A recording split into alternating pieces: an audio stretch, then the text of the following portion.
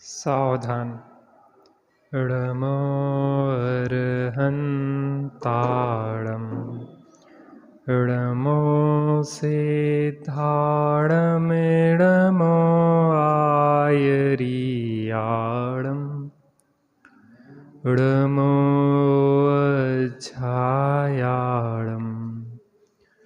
ळमो Louis सवसाहुडम्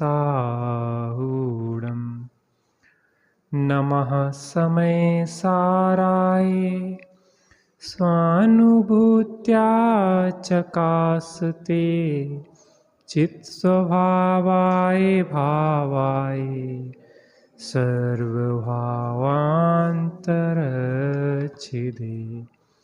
वन्दितु शवसिद्धे ध्रुवमचलमणोभवं गदिं पत्ते ओच्छामि समय पाहुड मिळमो सुध केवली वडिदम्।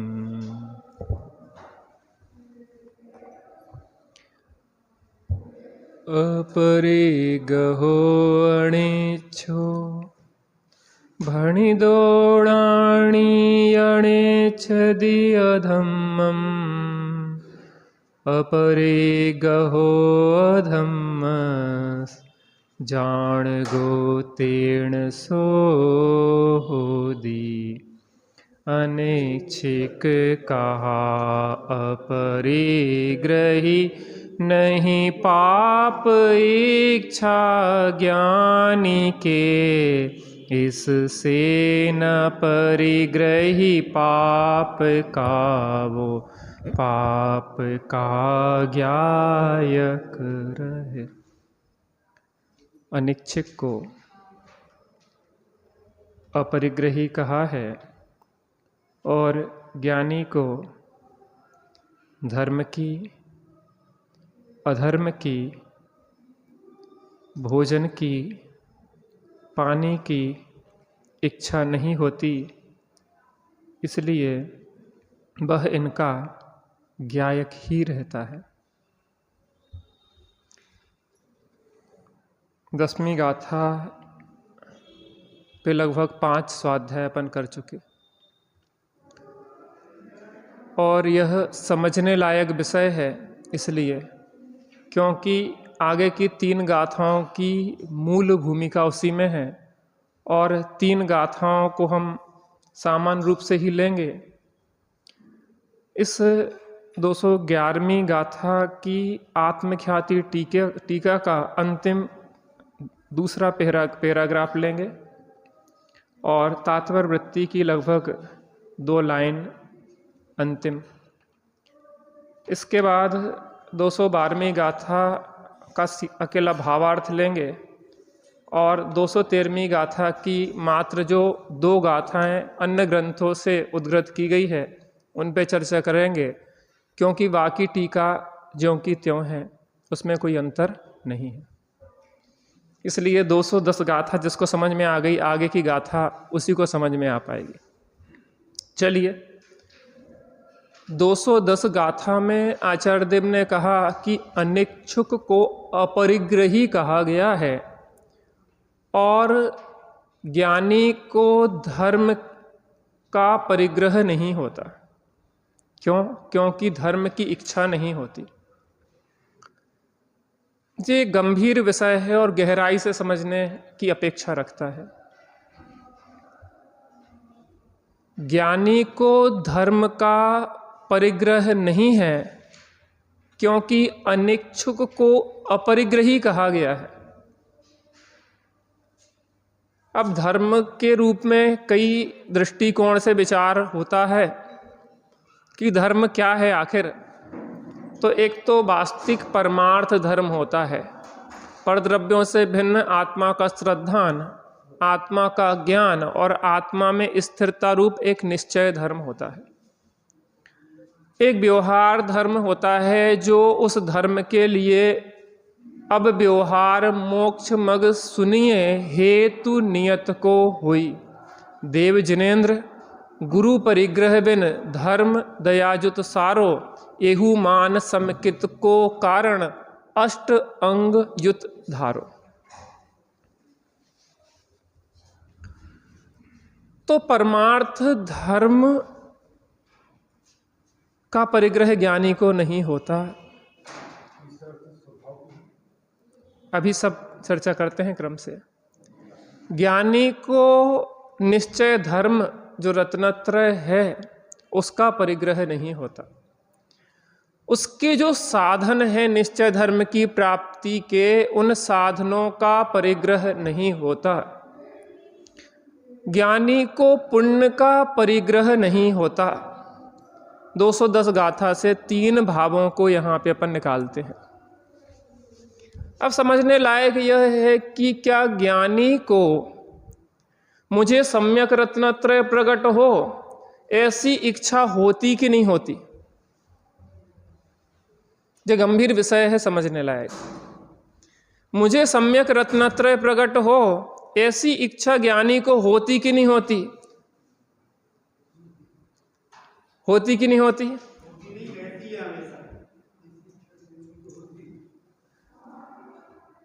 इच्छा होते हुए भी फिर अपरिग्रही क्यों है वो?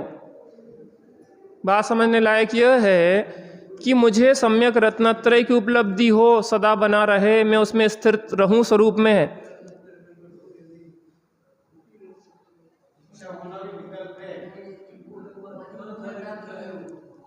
अब देखना, वो इच्छा होती है, फिर उसको अनिच्छुक क्यों कहा? मुझे निश्चय धर्म प्रकट हो, परद्रव्यों से भिन्न मेरी आत्मा का श्रद्धान ज्ञान और स्थिरता हो। ये तो ऐसा समझे कि सम्यक्त सन्मुख वाले जीव की ऐसी भावना भाता है। अब जो ज्ञानी हो गया है, यह मेरा बना रहे और इसकी वृद्धि हो, इसकी इच्छा उसको होती है, फिर उसको अनिच्छुक क्यों कहा?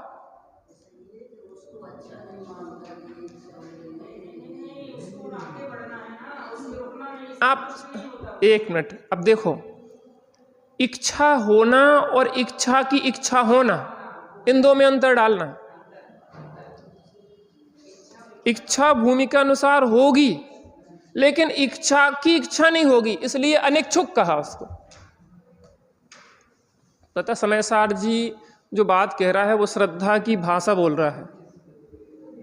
श्रद्धा और ज्ञान कहता है कि यह इच्छा मुझे बिल्कुल भी इष्ट नहीं है, लेकिन अस्थिरता जन्य चारित्र की बलजबरी से वो इच्छा हो रही है। वो इच्छा हो रही है, लेकिन वो ये जानता है जो इच्छा है वह विकल्पात्मक है, और विकल्प है आकुलता रूप है, और आकुलता सुख का लक्षण नहीं, दुख का लक्षण है।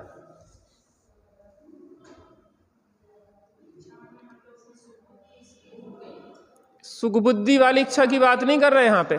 इच्छा माने विकल्प उठते हैं कि नहीं उठते हैं भूमि के अनुसार, लेकिन वो विकल्प चाहता कि नहीं चाहता, जे अनिच्छुक को परिग्रही कहा।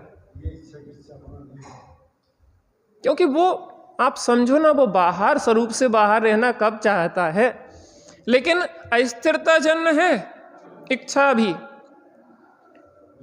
अब निश्चय धर्म की इच्छा नहीं है। निश्चय धर्म की इच्छा जब है तब निश्चय धर्म स्वरूप स्थिरता रूप आनंद नहीं है, और जब स्वरूप स्थिरता रूप आनंद है तब इच्छा नहीं है। आगे वेद वेदक भाव दोनों समय समय विनष्ट हो, आगे चर्चा आएगी ना, इसलिए वो अनिच्छुक है। समझना, अपन 210 गाथा में 3 चीजें निकाल रहे हैं। परमार्थ धर्म की इच्छा नहीं होती, व्यवहार धर्म की इच्छा नहीं होती, और पुण्य नहीं होता।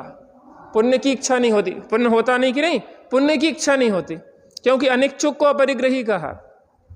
बात समझ में आ रही? कुछ समझना पड़ेगी बात, क्योंकि हमें यही कंफ्यूजन तो रहता है, ज्ञानी अनिच्छुक है, ज्ञानी अपरिग्रही है, जे बातें आती है। अब ज्ञानी चौथे गुण स्थान से शुरू हो गया, अब यहां तो सब इच्छाएं दिख रही हैं ना, सब प्रकार के परिग्रह दिख रहे हैं ना, 6 खंड का और 96,000 रानियों का परिग्रह दिख रहा है ना। ये तो विरोधाभास जैसा लगता है हमें। क्या लगता है? विरोधाभास जैसा लगता है कि ये बात हमें समझ में नहीं आती, आखिर आचार्य देव कहना क्या चाह रहे हैं। मुझे सम्यक रत्नत्रय प्रकट हो, ये तो सम्यक्त सन्मुख की भावना भी तो मिथ्यात्व दशा में है। अब सम्यक दृष्टि है, मुझे सम्यक रत्नत्रय बना रहे, मेरे सम्यक रत्नत्रय की वृद्धि हो, मुझे मुनि दशा हो, अरिहंत सिद्ध दशा हो।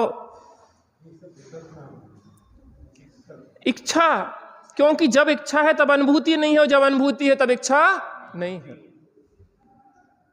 इच्छा है, अस्थिरताजन इच्छा होती है, अस्थिरताजन भावनाएं होती हैं, लेकिन इच्छा की इच्छा होना मिथ्यात्व है और इच्छा की इच्छा ना होना सम्यक्त है। अंतर को समझ में आ रहा कि नहीं आ रहा?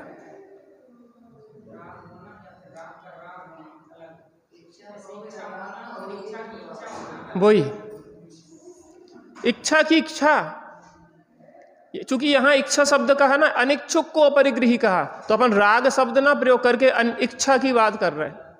अब इच्छा दो प्रकार की होती है, एक अनंतानुबंधी इच्छा होती है और एक अप्रत्यख्यान प्रत्यख्यान और संजुलनजन इच्छा होती है। यह अनंतानुबंधी इच्छा ज्ञानी को नहीं होती, अर्थात इच्छा को, विकल्प को, आकुलता को भला नहीं जानता है और मानता है। अब चारित्र में फेर पड़ता है, चारित्र में अस्थिरताजन इच्छा विकल्प उठे बिना रहते नहीं हैं, लेकिन विकल्प को भला नहीं मानता है। अस्थिरताजन राग होता है, लेकिन राग को आग जानता है, जो श्रद्धा की और ज्ञान की समीचीनता है।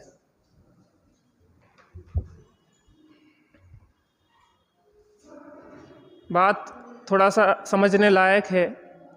सामान्य चर्चाएं ठीक है, कोई व्यक्ति 2 दिन को आया तो उसको तो सामान्य बातें करना मजबूरी है, लेकिन हमारा जो फ्लो चल रहा है और हम जिस गंभीरता से विषय को समझना चाह रहे हैं, एक एक गाथा पे 5-5 दिन जिस पे अपन समय दे रहे हैं, तो हमें तो क्रमशः उस विषय की गहराई में जाना पड़ेगा और आगे पीछे से जोड़ना पड़ेगा उस विषय को। मात्र उतने से विषय पे थोड़ी ना चर्चा कर सकते। एक दिन वाले को तो मजबूरी है कि वो उतना विषय चल नहीं पाएगा। पहली चीज, परमार्थ धर्म की इच्छा नहीं होती, समझ में आया ना?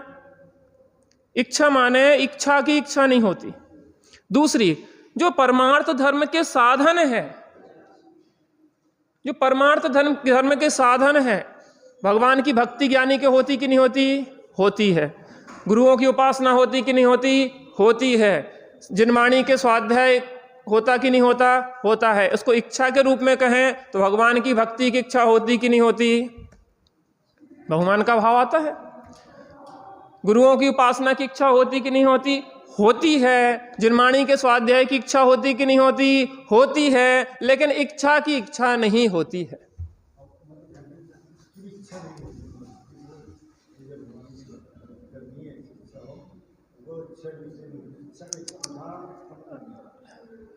थोड़ा समझो ना, इसलिए तो हम थोड़ी बार बार दोहरा रहे हैं आपसे।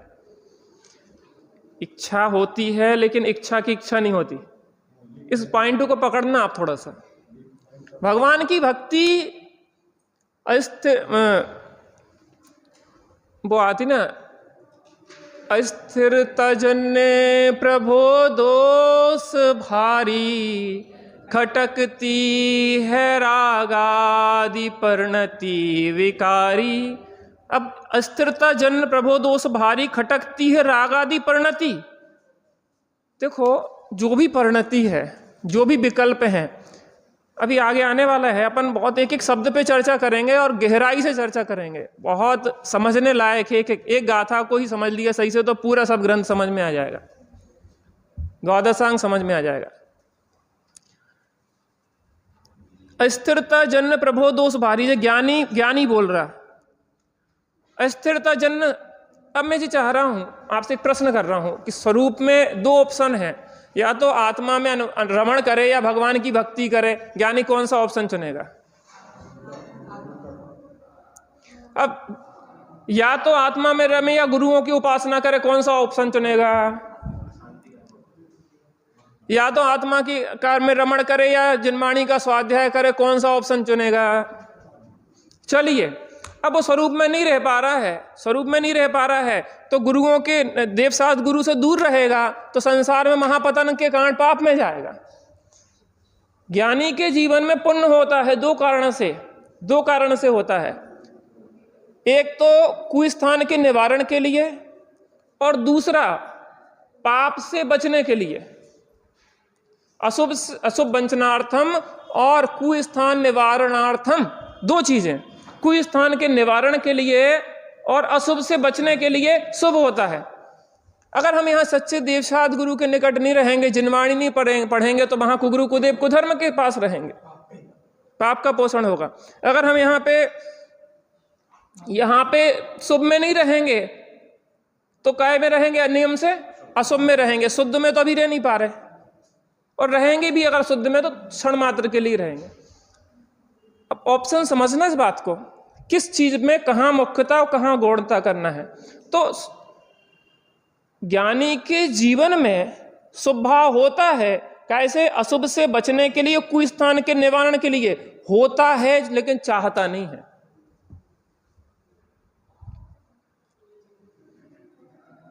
चाह नहीं होती उसको। स्वरूप में रहे, स्वरूप में रहने का ऑप्शन हो तो क्या शुभ भाव में रहना चाहेगा फिर वो? इसका मतलब शुभ भाव में रहते हुए भी शुभ भाव को नहीं चाहता, स्वरूप में रहना चाहता है। और स्वरूप में रहने की चाह नहीं चाहता, स्वरूप में आनंदित रहता है। चाह कहने में वो चाह आएगी शब्द में, लेकिन उस चाह की भी चाह ज्ञानी को होती नहीं है। पकड़ में आ रहा कि नहीं आ रहा? देखो, हम जो बात कर रहे हैं, कोई प्रश्न खड़ा हो तो हमसे ही पूछना, किसी दूसरे से पूछोगे तो परेशान हो जाओगे आप। क्योंकि हम जिस दृष्टिकोण से बात कर रहे हैं, सामने वाले को आप पूरा बता नहीं पाओगे, और पूरा नहीं बता पाओगे फिर उससे पूछोगे तो वो कहेगा कि पता नहीं जिनने क्या पढ़ा दे उल्टी पार्टी। इसलिए जिससे आपको कोई प्रश्न खड़ा हो आप तत्काल पूछो हमसे, कोई दिक्कत नहीं है, लेकिन कंफ्यूजन लेके नहीं जाना और किसी दूसरे से नहीं पूछना, हमसे ही पूछो ना। और फिर आपको हम अगर नहीं कर पा रहे संतुष्ट तो फिर बात करना। अब देखो फिर से एक बार इस चीज को, ज्ञानी को अनिच्छुक कहा अपरिग्रही। जिसको इच्छा नहीं है वो अपरिग्रही है, और ज्ञानी को इच्छा नहीं होती। काय की इच्छा नहीं होती? धर्म की इच्छा नहीं होती, अधर्म की इच्छा नहीं होती, भोजन की इच्छा नहीं होती, और पान की इच्छा नहीं होती। क्यों? मुनिराज भी तो भोजन करते हैं, मुनिराज भी तो जल ग्रहण करते हैं, बिना इच्छा के ग्रहण कर लेते। नहीं, ये बात सही है कि बिना इच्छा के काम होता ही नहीं है, आहार का विकल्प नहीं है। इच्छा ना हो तो काय के लिए आखड़ी लेके निकले? अरे वहां जंगल में बैठे थे, शरीर में कुछ कमजोरी लग रही है कि साधना में थोड़ा विघ्न बाधा हो सकती है, तो चलो ओगन डाले हैं शरीर में थोड़ा, तो चेपो नहीं करेगा। चलो इच्छा हुई, चलो भोजन के लिए, तो इच्छा हुई तभी तो उठे, नहीं तो काय के लिए उठते?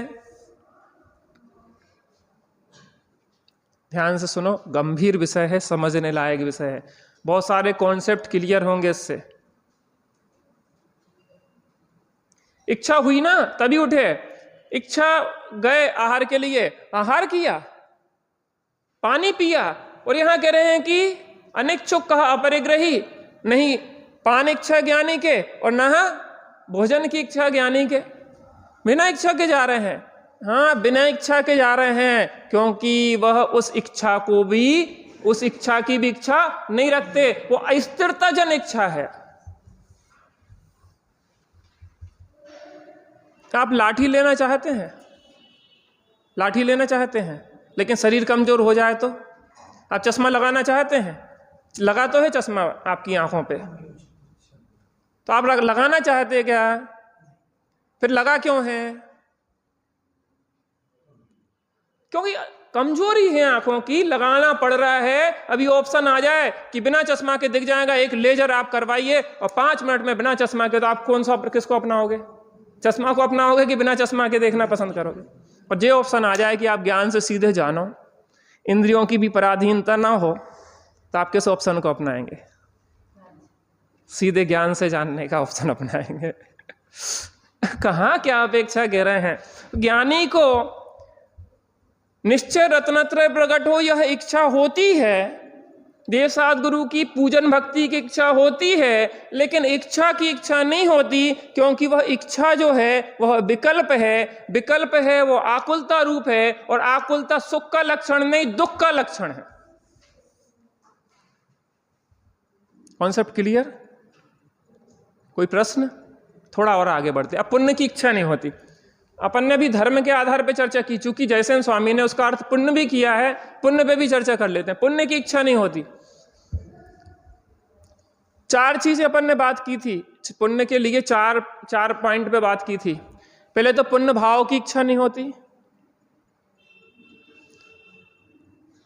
पुण्य के बंध की इच्छा नहीं होती, पुण्य के उदय की इच्छा नहीं होती, और पुण्य के फल की इच्छा नहीं होती, अर्थात पुण्य के फल में मिलने वाली अनुकूल सामग्रियों की, भोगों की इच्छा नहीं होती। कितने पॉइंट हो गए? पहला, पुण्य भाव की इच्छा नहीं होती, पुण्य बंध की इच्छा नहीं होती, पुण्य के उदय की इच्छा नहीं होती, और पुण्य की सामग्री की इच्छा नहीं होती। अगर हमें अनुकूलताओं की इच्छा है तो हमें पुण्य भाव की इच्छा है, पुण्य बंध की इच्छा है, पुण्य उदय की इच्छा है। ये तीनों इच्छाएं इंक्लूज्ड हैं। आपके पास ऑप्शन है, आप नरक जाना चाहते हैं कि स्वर्ग?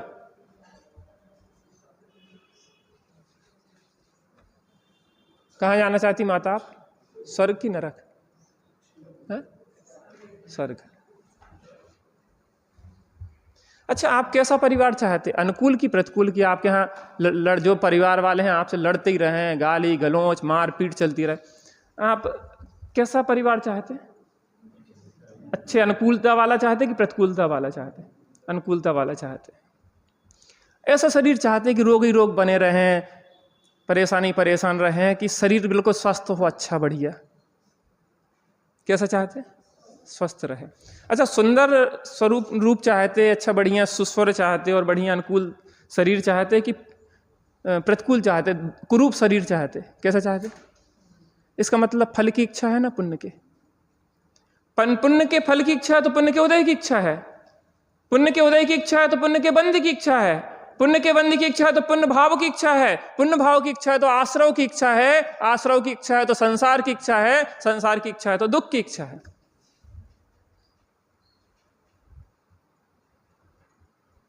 क्या कर्म दिखाई नहीं देते? कर्म का फल दिखाई देता है। और फल की इच्छा है तो संसार की इच्छा है। ज्ञानी अनिच्छुक है, अपरिग्रही है, पुण्य की इच्छा नहीं होती, इसका मतलब अनुकूल सामग्री की इच्छा नहीं होती। वो ये नहीं चाहता कि स्वर्ग मिले, वो ये चाहता है कि नरक भी मिले तो भी धर्म ध्यान पूर्वक मिले। नहीं चाहता जैन धर्म के बिना चक्रवर्ती होना, और नहीं अखरता जैन धर्म के सहित दरिद्री भी होना। वह नरक का निवास श्रेष्ठ है जो आत्मानुभूति पूर्वक है, वो स्वर्ग का निवास बुरा है जो आत्मा से दूर रहे। ज्ञानी को पुण्य की इच्छा नहीं होती है क्योंकि वो मात्र आत्मा में स्थिरता चाहता है, क्योंकि उसको धर्म की इच्छा होती है। पुण्य और धर्म में बहुत अंतर है। कभी कभी पुण्य को धर्म भी कह दिया जाता है, लेकिन धर्म होता है निश्चय रत्नत्रय रूप, निराकुलता रूप, वीतराग भाव रूप, और पुण्य होता है सविकल्प रूप, संसार के कारण रूप। पुण्य होता है सुगति का कारण और धर्म होता है पंचम गति का कारण। बात समझ में आ रही ना? तीन चीजें, परमार्थ धर्म की इच्छा, व्यवहार धर्म की इच्छा अर्थात परमार्थ धर्म के साधनों की इच्छा, और पुण्य की इच्छा। तो ज्ञानी के जीवन में पुण्य नहीं होता ना, पुण्य नहीं होता ज्ञानी के जीवन में, पुण्य नहीं होता, स्वभाव नहीं होते क्या? अरे स्वभाव होते हैं, लेकिन स्वभाव की इच्छा नहीं होती, क्योंकि अनिच्छुक को अपरिग्रही कहा है यहां। माता समझ में आ रहा ना? किस एंगल से विचार कर रहे हैं आचार्य देव यहां पे? कौन सा दृष्टिकोण देना चाह रहे हैं? पुण्य होना और पुण्य की इच्छा होना, पुण्य होना और पुण्य की इच्छा होना। पुण्य होना अस्थिरता जन्य है ज्ञानी के, लेकिन पुण्य की इच्छा होना अनंतानमंदी कसाय है। पुण्य की इच्छा माने पुण्य को भला जानना, अर्थात पुण्य के फल को भला जानना, पुण्य के उदय को भला जानना, पुण्य के बंध को भला जानना, और स्वभाव को भला जानना, अर्थात आश्रव को भला जानना।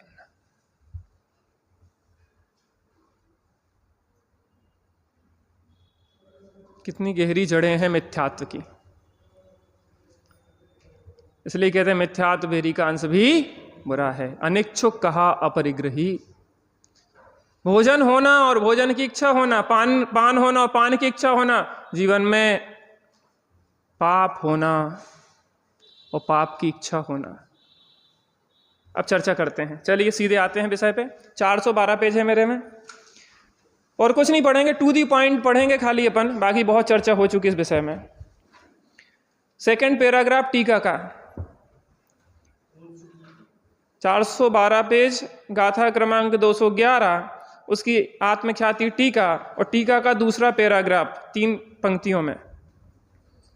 इसी प्रकार गाथा में अधर्म शब्द बदल के उसके स्थान पे राग, द्वेष, क्रोध, मान, माया, लोभ, कर्म, नो कर्म, मन, वचन, काय, श्रोत, चक्षु, घ्राण, रसन और स्पर्शन, यह 16 शब्द रखकर 16 गाथा सूत्र व्याख्यान रूप करना, और इस उपदेश से दूसरे भी विचार करना चाहिए। क्योंकि टीका सेम टू सेम है, बाकी सब वैसा ही का वैसा है। देखिए अब समझते हैं थोड़ा सा।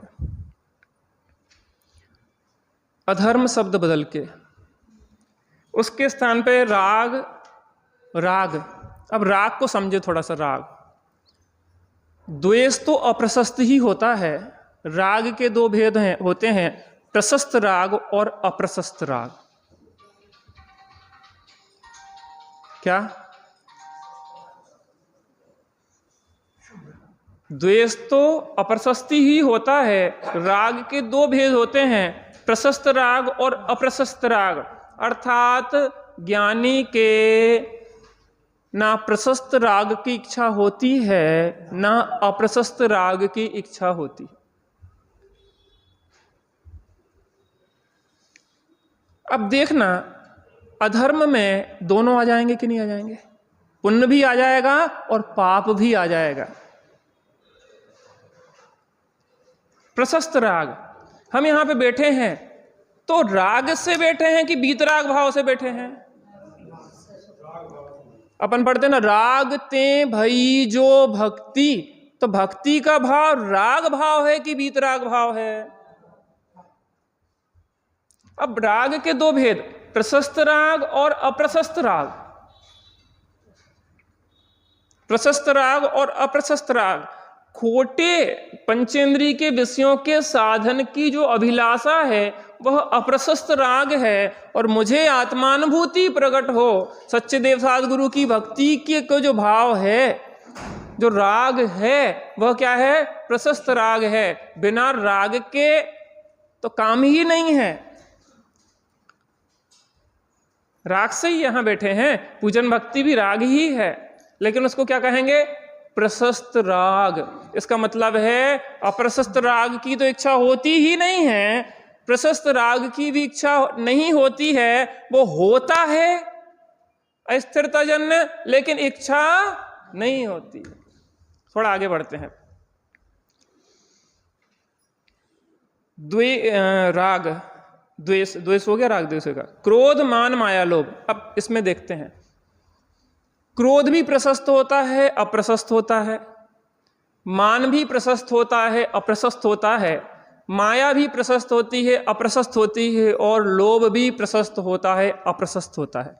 हास्य भी प्रशस्त होता है, अप्रशस्त होता है। रति भी प्रशस्त होती है, अप्रशस्त होती है। अरति भी प्रशस्त होती है, अप्रशस्त होती है।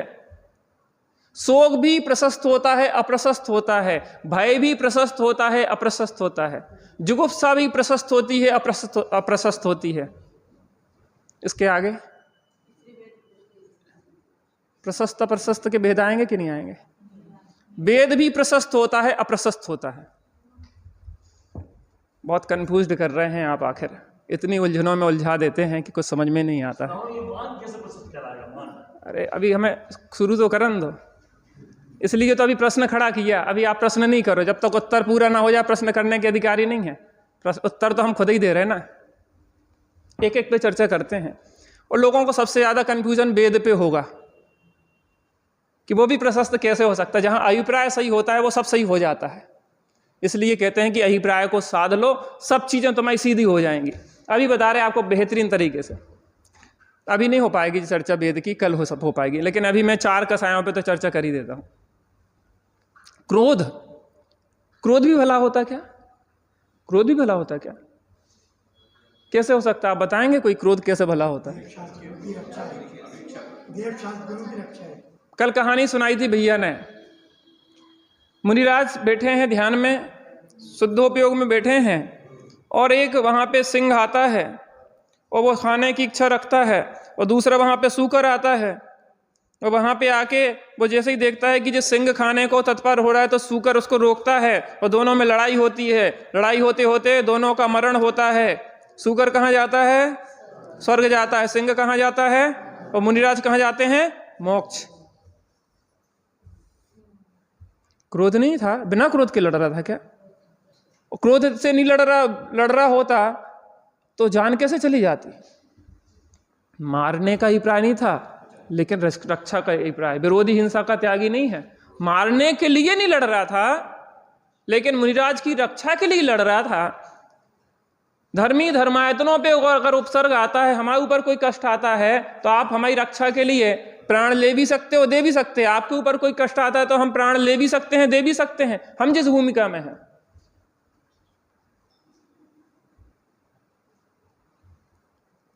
कैसा क्रोध कहेंगे उसका?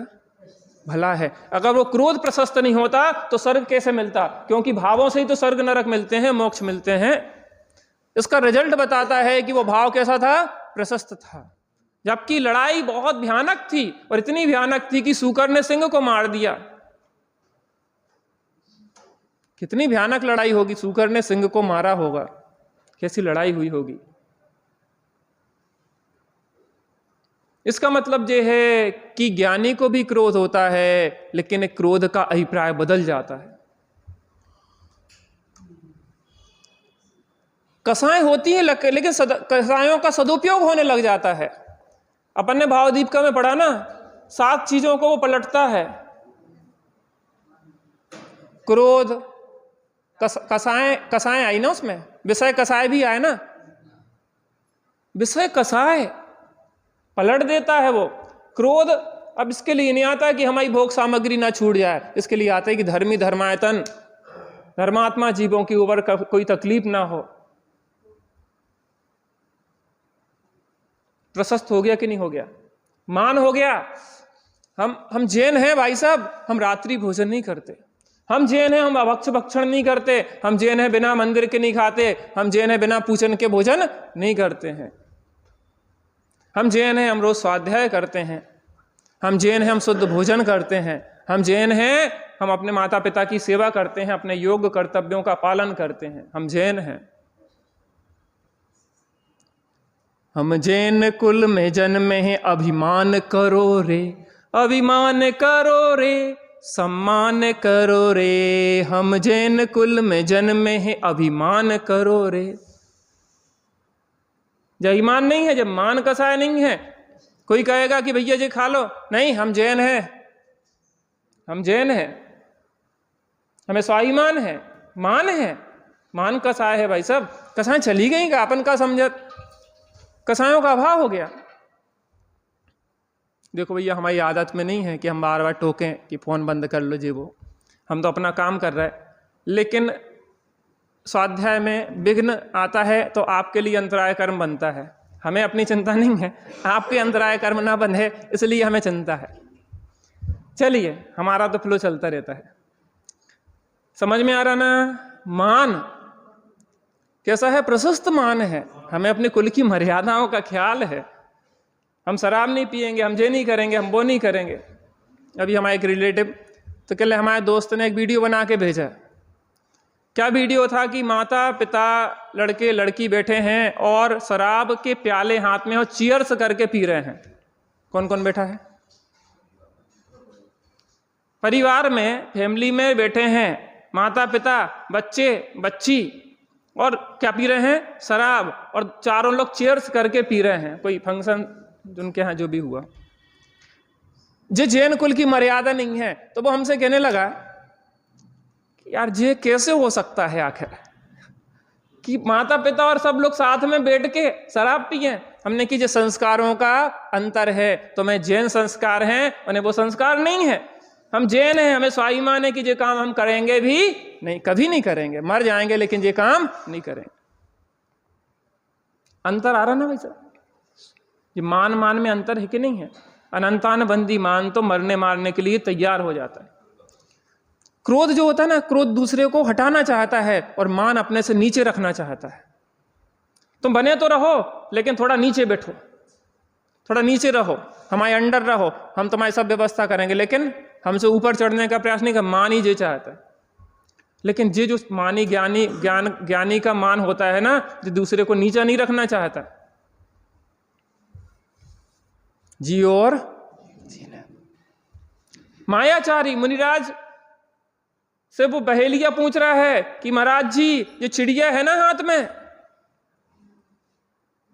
ये जिंदा है कि मरी है? चिड़िया की गर्दन हिल रही है, आंखें टिमटिमा रही हैं और सब कुछ बिल्कुल चोंच चल रही है। मुनिराज ने क्या कहा? मरी है वो, झूठ नहीं बोल रहा है, मायाचारी नहीं कर रहा है। अरे जहां अभिप्राय सही होता है वहां सब सही हो जाते हैं। मैं ये कह रहा हूं, एक व्यक्ति लड्डू खिला रहा है कुत्तों को और एक लाठी से मार रहा है, कौन सही कौन गलत? आप जा कहो ना अभिप्राय क्या है, ऐसे कैसे कह सकते? एक जहर के लड्डू खिला रहा है और एक उनको बचाने के लिए लाठी से मार रहा है। किसको पुण्य बंधेगा, किसको पाप बंधेगा? पुचकार रहा है, वो तो बुला रहा है, लो लो खाओ, बड़े प्रेम से। और एक लाठी मारे जा रहा है, वो कुत्ता चूंकि खाने के लिए दौड़ रहा है तो मारे जा रहा है, वो रस्सी खींच के तान रहा है वो। लेकिन कैसे आप किसी क्रिया को धर्म अधर्म कह देंगे? क्योंकि ना तो कोई क्रिया धर्म होती है, ना अधर्म होती है, ना पुण्य होता है क्रिया से, ना पाप होता है। क्रिया से तो कुछ होता ही नहीं है। लेकिन ज्ञानी के योग क्रिया होती है और अज्ञानी के अयोग क्रिया होती है। योग क्रिया होते हुए भी उस भूमि का जन्म, उससे पुण्य पाप धर्म अधर्म होता नहीं है, वो तो प्रतिलक्षित होती है बाहर से, अंदर की भाव भंगिमा। लेकिन पक्का नहीं है, उल्टा भी ग्रहण हो सकता है उससे। हमने अनंत बार मुनि दशा धारण की तो भी हमारे जीवन में वीतराग भाव रूप धर्म नहीं हुआ। इसका मतलब बाहर की क्रियाएं तो नाटकी भी हो सकती हैं। समझ में आ रहा कि नहीं आ रहा? कोई चीज समझ में ना आए तो भैया पूछ लेना, अपन तो चर्चा कर रहे हैं। बहुत गंभीर है जिन शासन, इसकी गंभीरता और गहराई को समझना पड़ेगा। तो माया भी प्रशस्त हो गई कि नहीं हो गई? दूसरे को ठगने के लिए माया कर रहे हैं और एक दूसरे की रक्षा के लिए मायाचारी कर रहे हैं। दोनों में भेद है कि नहीं है? लोभ है। टोडरमल जी साहब कह रहे कि धर्म के लोभी जीवों को आचार्य देव धर्मोपदेश देते हैं।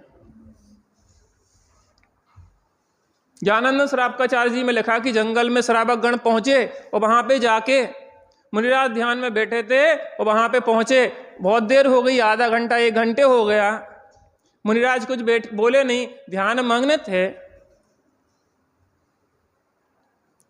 तो कुछ लोग तो कहने लगे कि दुकान को टेम होगा, अब कब तक बैठे रहेंगे, उठाओ चाबी घर, अब चले थे का धरो ने तो का है ना, कुछ काम धंधा तो है नहीं है, हम लोगों को तो घर गृहस्थी लगी पूरी। भाई साहब कछु नहीं धरो, कूड़ा करकट और जोड़ लो, कछु थोड़ा सा ज्यादा। सही बताएं, परिग्रह इतना परेशान कर रहा है, ज्यादा पैसा आना ज्यादा परेशानी का कारण है। कम पैसे में संतोष में बहुत शांति है। जितने आज एक मकान है, एक मकान का मेंटेनेंस 10 मकान बनवा लो, फिर किराएदार धर दो, तो किराएदारन की नौकरी में व्यवस्था होगी। हम लोग गुरसराय में थे तो किराए से मकान दे थे, सुनने की भैया नाली चौक हो रही, सो भोपाल में रत्ते पे नाली को सफाई करवावे गुरसराय जाने पड़ो ने मकान की। गजब हो गई। तो मैं नाली की सफाई मिली कि कछु लाभ मिलो? आप सोचो भैया, सोच बदलना पड़ेगी हमें थोड़ा सा। आचार्य देव कह रहे हैं कि अब धर्म के लोभी बैठे थे, तो कुछ तो ऐसे थे कि कम लोभी थे, उन्हें धन का लोभ आ गया, वो ऊर्ध्व हो गया, सुबह चले गए चाबी उठा के दुकान के ला रहे। लेकिन कुछ लोग कह रहे देखो भैया, महामुनिराजों के दर्शन उपदेश तो महाभाग्य से होता है। अब जब वो कोई नौकरी तो है नहीं है उनकी कि उपदेश देने ही देने हैं, चलो अपन बैठो कदाचित उनका ध्यान भंग होगा, 2 शब्द भी मिल गए तो जीवन तर जाएगा। ऐसे सत्संग, उनका सानिध्य ही हमारे जीवन को बदल देता। हम तो त्यागी जी के पास बैठे ही रहते, वे सो भी रहे हो तो हम बैठ जाते नीचे, हमारे वैसी पवित्रता बढ़ जाती, विशुद्धि बढ़ जाती। मतलब यह है कि लोभ भी प्रशस्त और अप्रशस्त होता है, क्रोध भी प्रशस्त, मान भी प्रशस्त, माया भी प्रशस्त और लोभ भी प्रशस्त और अप्रशस्त होता है। अब जो 9 कसाएं हैं उनकी भी अपन आगे चर्चा करेंगे कि ये कैसे प्रशस्त और अप्रशस्त होते हैं, क्योंकि जहाँ अभिप्राय बदल जाता है वहाँ सब कुछ बदल जाता है। चलिए थोड़ी देर बैठते हैं।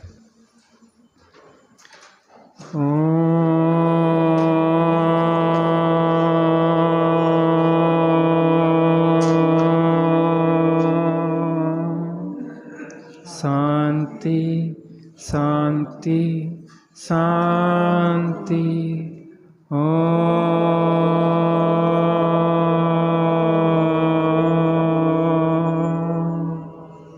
शांति शांति शांति।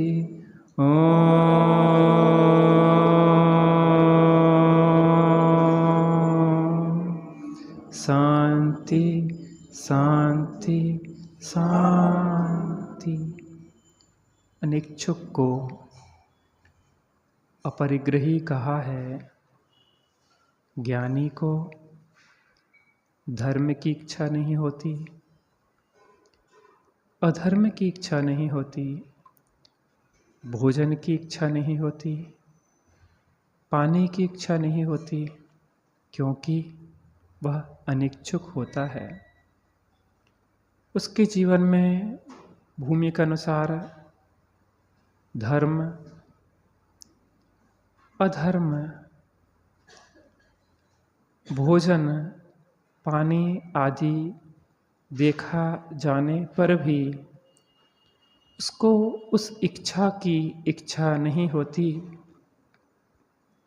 कि मैं भोजन करूं, मैं पानी पीऊं, क्योंकि जो इच्छा है वह ज्ञानी के अस्थिरता जन्य है, और जो इच्छा की इच्छा है वह मिथ्यात्व और अनंतानुबंधी भाव है।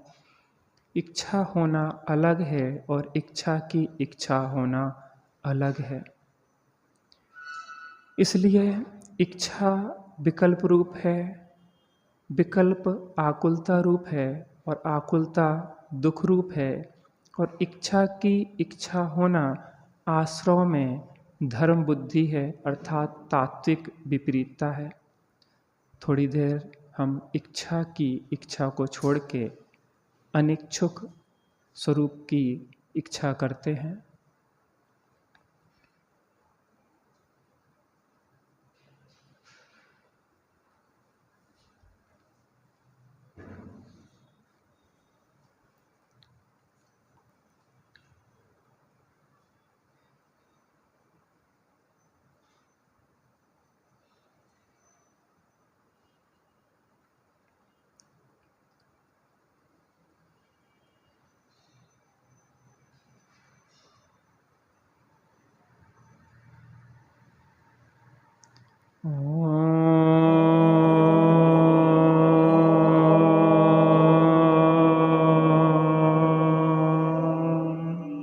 शांति शांति शांति।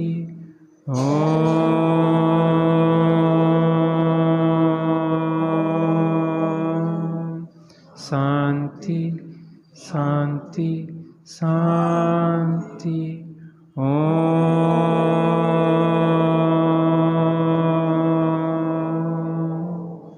शांति शांति शांति।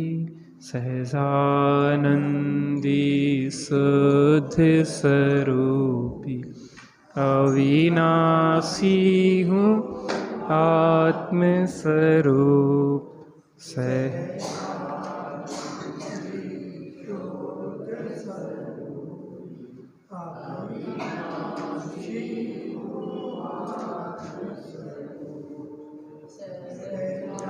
नंदी शुद्ध स्वरूपी अविनाशी हूँ आत्मस्वरूप। निज निधि निज में बताई यह अनंत उपकार है। उसके लिए जिन वाणी माँ को वंदना सतवार है, उसके लिए जिन वाणी माँ को वंदना सतवार।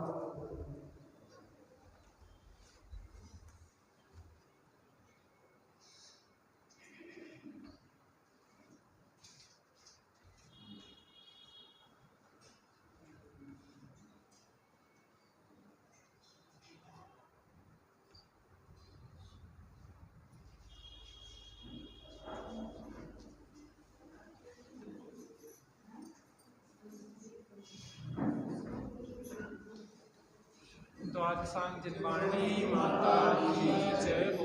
महाजय